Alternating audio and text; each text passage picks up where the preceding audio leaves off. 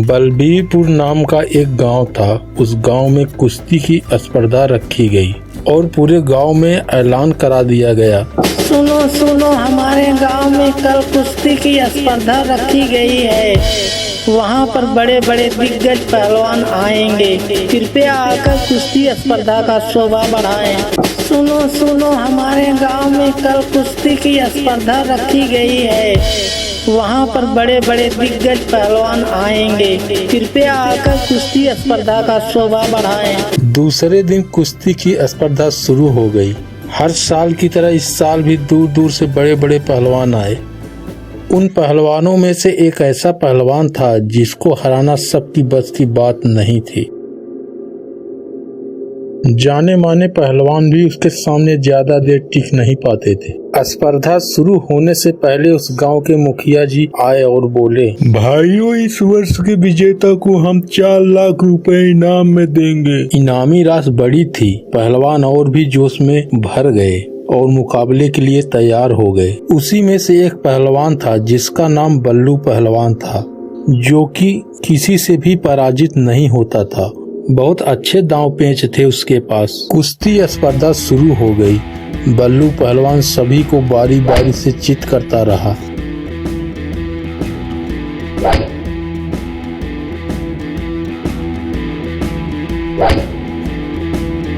जब हट्टे कट्टे पहलवान भी उसके सामने टिक न पाए तो उसका आत्मविश्वास और बढ़ गया। कोई है माई कलाल जो मेरे सामने खड़े होने की हिम्मत करे? वहीं खड़ा एक दुबला पतला व्यक्ति यह कुश्ती देख रहा था। उसका नाम लल्ला था। पहलवान की चुनौती सुनकर उसने मैदान में उतरने का निर्णय लिया और पहलवान के सामने जाकर खड़ा हो गया। यह देखकर बल्लू पहलवान उस पर हंसने लगा।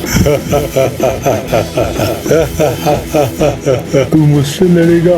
होश में तो है ना तू? तेरे शरीर में तो हड्डी के अलावा मांस तो है ही नहीं। मैं तो एक ही बार में तेरी सारी हड्डियां तोड़ दूंगा।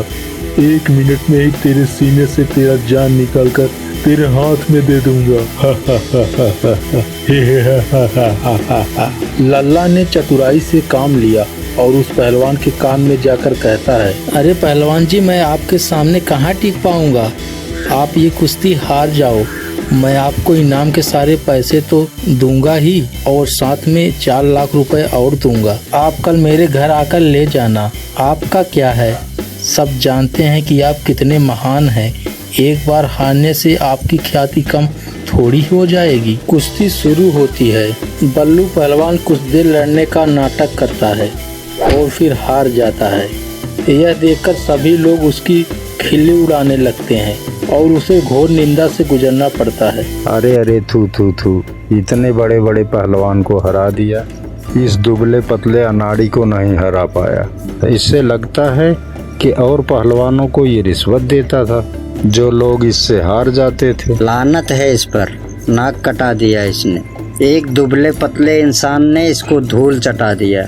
लानत है, शर्म आनी चाहिए इसको। चुल्लू भर पानी में डूब मरना चाहिए इसे। मुखिया ने लल्ला को विजेता घोषित कर दिया। दूसरे दिन बल्लू पहलवान लल्ला के घर जाता है। अरे लल्ला, बाहर आओ। लल्ला बाहर आता है। कल मैं तुमसे पैसों के लिए हार गया। लोगों ने मुझे बहुत शर्मिंदा किया। मुझे ऐसा नहीं करना चाहिए था। मेरी इतने दिनों की इज्जत मिट्टी में मिल गई। चलो लाओ 8 लाख रुपए। किस बात के? अरे तुमने ही तो बोला था ना कि मैं तुमसे हार जाऊंगा तो मुझे 4 लाख रुपए इनाम के तो दोगे ही और 4 लाख रुपए दोगे। नहीं पहलवान जी, आप अपने दांव पेच से लोगों को चारों खाने चित कर रहे थे। मैंने अपना दांव पेच लगाया तो आप चारों खाने चित हो गए। ये मेरा दांव पेच था, कोई समझौता नहीं। कभी अपने घमंड में आकर किसी को चुनौती मत देना। सब इंसान में अलग अलग हुनर होता है। मेरा हुनर लोगों को बेवकूफ बनाना है। तुम्हारा हुनर कुश्ती करना, लेकिन मेरा हुनर तुम पर भारी पड़ गया। मेरा दांव पेच तुम पर हावी हो गया। तुम हार गए। अब जाओ यहाँ से तुम। बल्लू पहलवान मुंह नीचे करके चला जाता है। दोस्तों, किसी को कमजोर नहीं समझना चाहिए। एक से बढ़कर एक लोग हैं दुनिया में।